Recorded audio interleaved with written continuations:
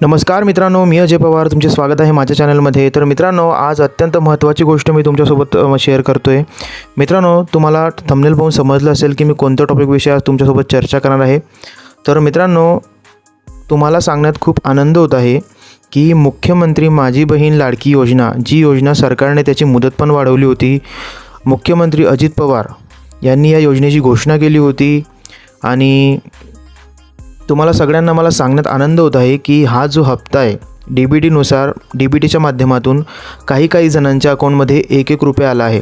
आता हा सरकारने ₹1 कशासाठी पाठवला आहे, कारण ते चेक करत आहे की DBTच्या माध्यमातून सगळ्यांना जो हप्ता आहे तो बरोबर जातो आहे का, ते ट्रान्सफर होत आहे का पैसे बरोबर, हे सगळं त्यांना चेक करायचं आहे। म्हणून त्यांनी कोणाकोणाच्या अकाउंटमध्ये ₹1 पाठवला आहे। आता ज्याच्याही अकाउंटमध्ये ₹1 आला असेल त्यांनी कमेंटमध्ये मला सांगायचं आहे की हां, आमच्या अकाउंटमध्ये ₹1 आला आहे।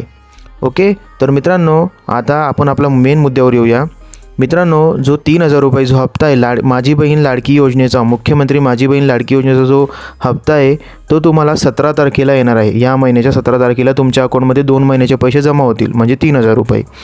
ज्याही महिलांचा फॉर्म आहे तो अप्रूव्ह झाला असेल त्यांच्या अकाउंटमध्ये पैसे येतील। ज्यांचे पेंडिंगमध्ये आहेत त्यांच्या अजून थोडा वेळ लागेल की पैसे येण्यासाठी, तर तुम्ही त्याच्यावर लक्ष द्या। आणि कोणाकोणाचे फॉर्म रिजेक्ट झाले असतील तर तो फॉर्म परत कसा सबमिट करायचा, त्याच्यामध्ये काय चुकी झाली आहे, कसं बघायचं, हे सगळं आपण पुढच्या व्हिडिओमध्ये बघणार आहोत।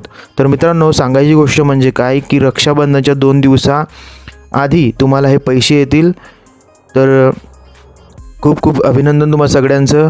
आणि जर तुम्हाला व्हिडिओ आवडला असेल तर चॅनलला सबस्क्राईब करा। जय हिंद, जय महाराष्ट्र, जय शिवराय।